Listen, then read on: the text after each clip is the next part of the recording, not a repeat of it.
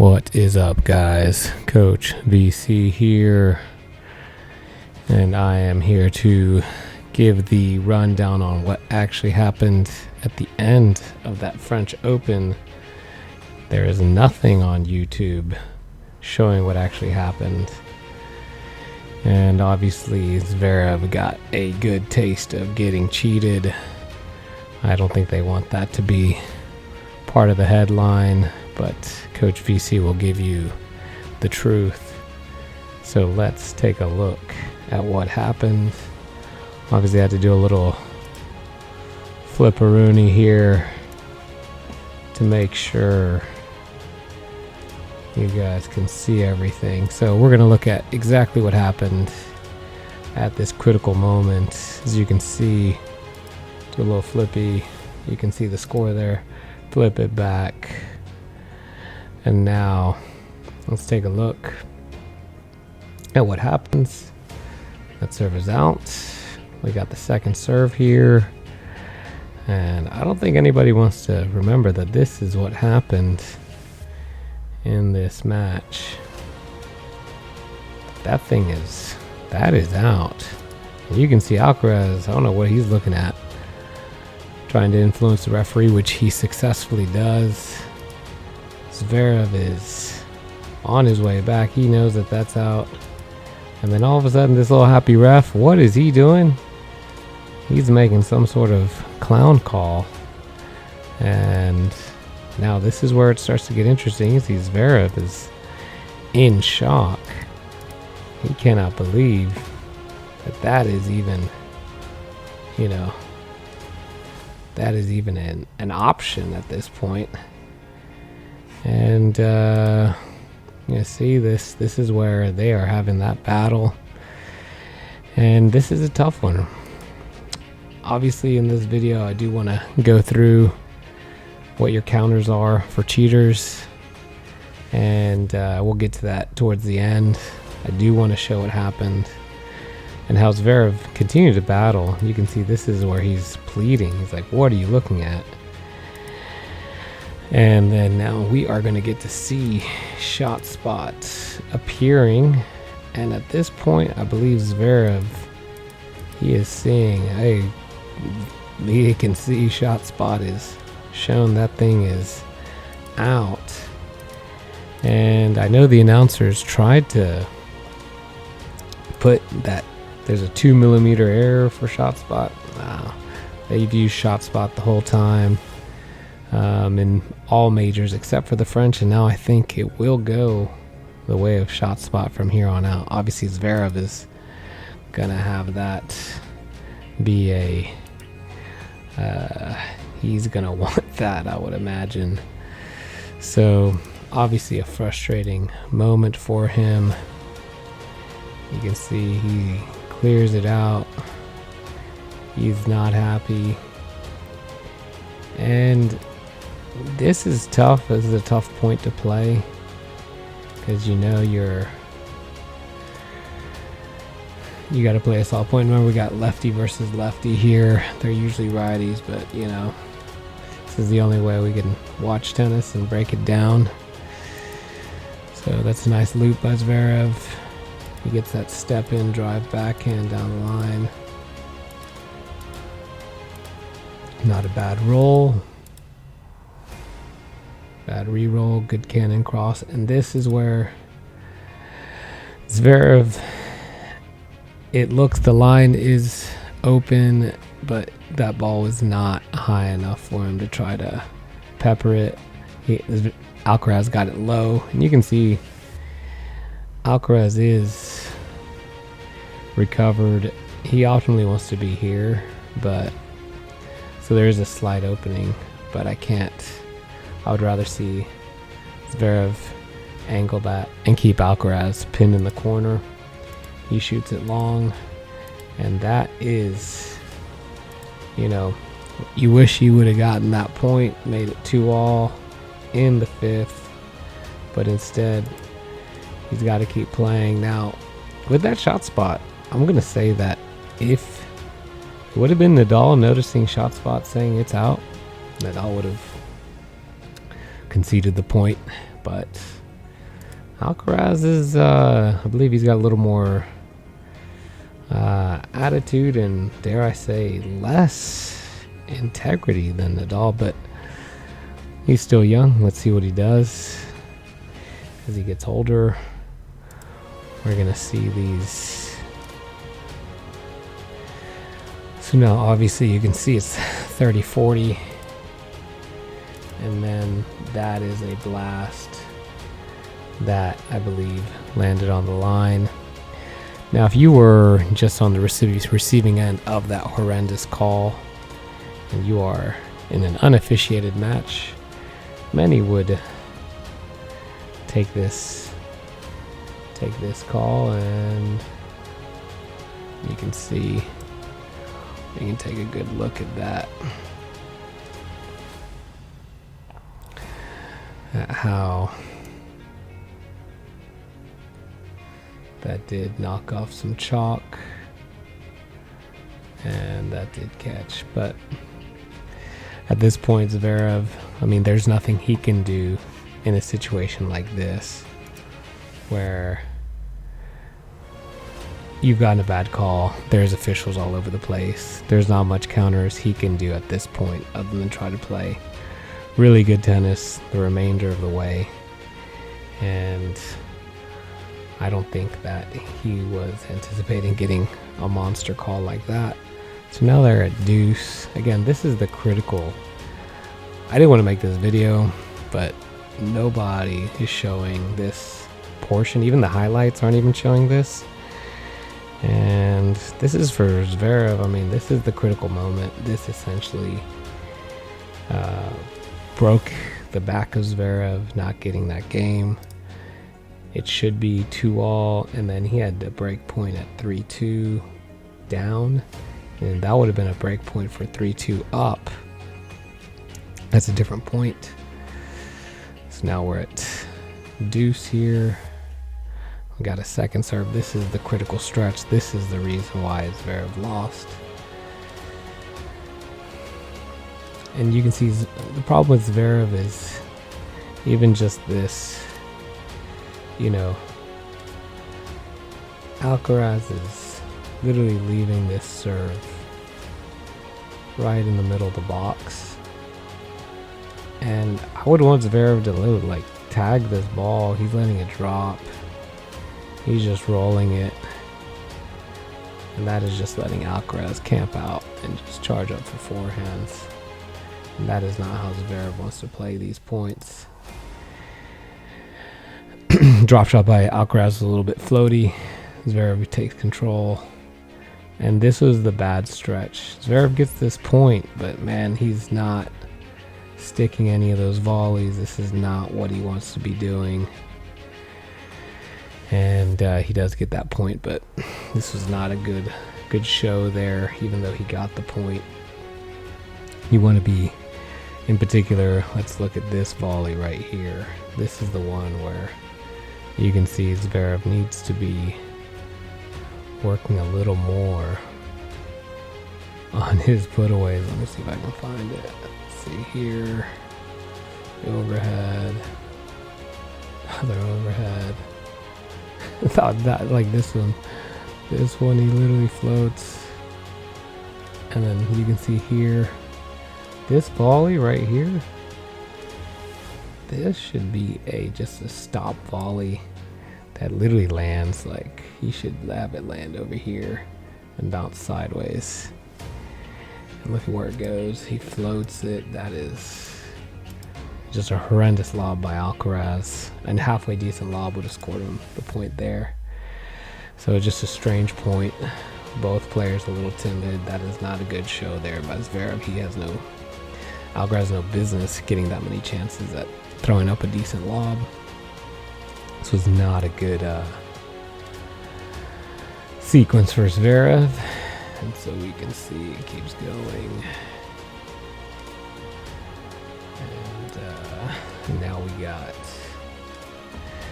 this is I think the last break point for Zverev. And in this matchup, Alcaraz on most of these big points on the ad side was using the kick wide, and Zverev was not able to counter.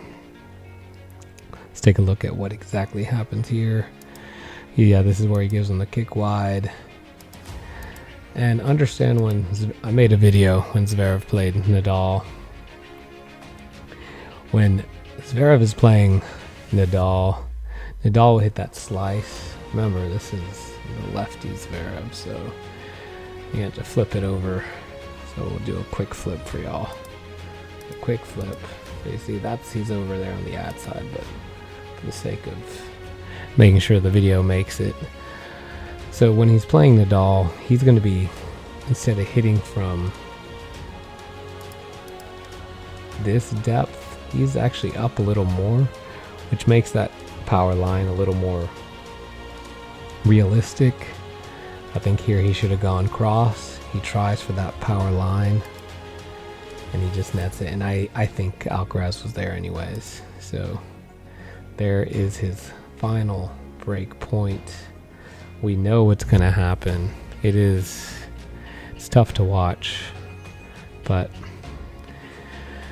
this is the way of the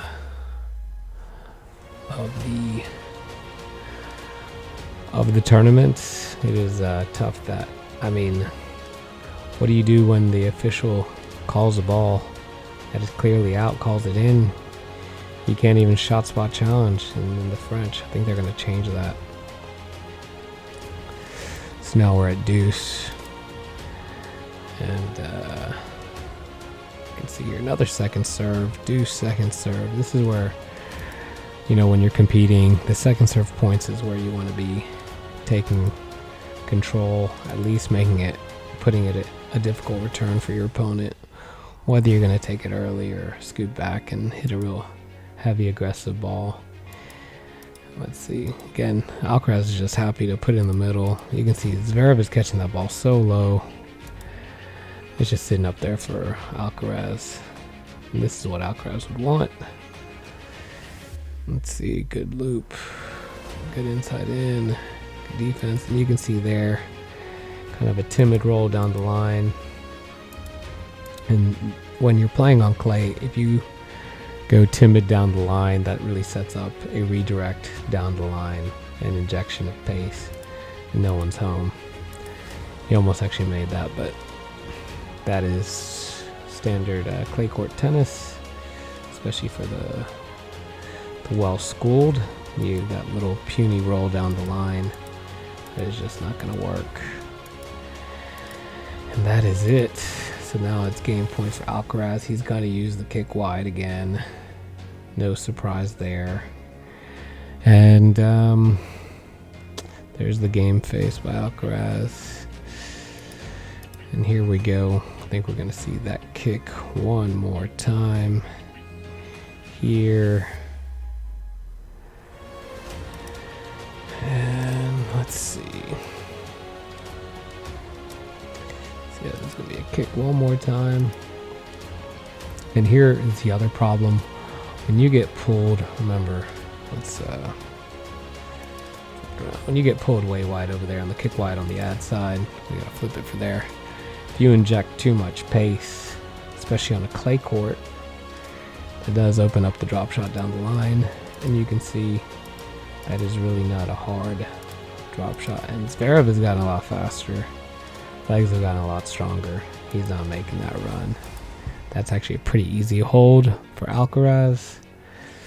That two-shot pattern is going to nullify any of those flat, deep cross-court returns. If you try to stand too far back, that would not work against Nadal because he will hit a heavier, slower ball, and he will be in position to track down that drop shot. So that is it. We can see this was the critical point, and you can see there's Alcaraz. He's about to hang up the phone like Ben Shelton. This is not Nadal. Nadal would not be showing up his opponent. Nadal would have conceded the point once seeing the shot spot. This is not the typical champion. This is more, reminds me of a young Djokovic, but he gets the crowd going. and he feels no remorse on getting that call. Look, I'm all for, you know, a little bit of, revving up the crowd, but not at the, disrespecting your opponent. So remember later in that set, as Zverev does hold, Zverev does get it to 2-3, and he does have a break point again. That would have been a 3-2 up break point, and Alcaraz saved that, but that would have been a tougher save once you're down in that fifth. So anyways, I did want to show that this video is about how to deal with cheaters. Remember, when you are dealing with cheaters, there are a few solutions. I will tell you what not to do first. If you ask, are you sure? Of course they're going to be sure. The cheater just assumes that you are asking, do they like winning? That will not work. But if you ask, instead of are you sure, you give them an integrity question just to see if they are cheating you. You ask where the ball landed. And at that point, you can check to see whether they're answering your question in a respectful manner, because you got to assess if they're actually cheating you. That is the whole point of asking where it landed. So that is the first step. The second step is another thing that you shouldn't do is just like blatantly cheat back that next point. I've seen players do that, and then that typically just gets the official and actually makes you look really bad because you're blatantly cheating. The cheater kind of picked a close ball to cheat you on. You're going literally above and beyond there. So one of the counters I'll give y'all is you can insinuate that you're going to cheat, because what you don't want is that you're getting the chair up. Sorry, the official. You want the cheater to go get the official. So if you insinuate you're going to cheat, you could say something like, good luck making your next serve, or good luck making your next shot, and that'll get the cheater to go get the official. And that's what you want. You just want to create a little discomfort. That is for those wishing to stay, with their hands clean. Now, if you are, again, willing to go down the rabbit hole and actually defend yourself, remember, a cheater is something along the lines of a bully, and a bully will continue to take your lunch money until you make it difficult for them to take your lunch money. And what I mean by that is, if they show up and you just give them the lunch money, no fight, they will continue to take your lunch money. But if you make it difficult, then they will think twice if they really want to do that next day. Whether it's a tussle, whether you make them chase you for 2 miles and then they get the lunch money, you make it hard for the cheater, then they will be frustrated and probably won't want to do it as much because they know it's a hassle. So one counter that I will give here is, on their first serve, if it lands near the service line, you can take a free swing, because if you make it, you play it, and if you miss, you can call it out. And they'll never know. That is a beautiful counter. I do have layers of counters on top of that. If you want to know the entire sequence of events to break down a cheater, I've had cheaters actually break down mentally. I've seen one cry.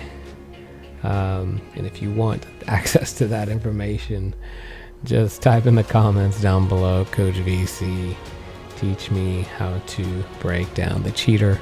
Actually, just send me an email at coachvctennis@gmail.com and title it, please, or title it, help me destroy the cheaters, and I will send you my entire, I used to have it as a little course, but I will send it to you for free, and that will break down the cheater's mind. So that is hopefully some enlightenment when you deal with cheaters. It is, unfortunately, tennis is just one of those sports where we don't have officials for every court. If you go to any other sport, there's an official literally on the basketball court. There's all the games are officiated with 3 officials. You go to a chess match, if you try to move a piece or something that's not yours, you're gonna get booted from the tournament. That's why no one cheats in that. But in tennis, you can get away with a lot of stuff. So as a player, you must have a sequence to defend yourself. So again, just with what I just gave you, that will work quite well to defend yourself. Whether it's the insinuation or the service line counter, those are 2 very powerful counters. So again, let's take a moment of silence for Zverev. He got cheated. He fought hard. I feel for him. It's not being shown that is what happened. It's just Alcaraz won. He, destroyed Zverev. Again, Alcaraz is the superior player. He has the better middle forehand. He's better on clay. He has better drop shots. But in this match, I think we all want to know what would have happened at 2-all in that 5th. I think I think Alcaraz needs to acknowledge that Zverev was wronged. Let's get a little, restart that 5th at 2-all to Alcaraz. Never going to happen, but let's try to get the momentum on that. Because, we want to see how that really would have finished. And I'm about, again, this match showed me a lot. And Zverev was too nice in the post-match. He did not want to bring that up. And he should have. He definitely got wronged. Cheaters do win. They just don't win any friends. Remember that. So you got to learn how to defend yourself against cheaters. Zverev, there's nothing he could do. So like I said, let's give Zverev I'm not going to give Alcaraz the full credit on the major there. He's at 2.5. I'm going to give Sasha a half there as well. Because, I want to see what would have happened. We can say that Zverev or Alcaraz was up 5-3 because he was running away with it. But it's a lot easier to run away with it once you're up 3-1. Then it's 2-all. We've all been there. Zverev, we salute you. I put this video just for you. It is a little late, but I honestly was surprised no one put this up. So here we go. How do we deal with cheaters? There's some counters for you. Coach BC is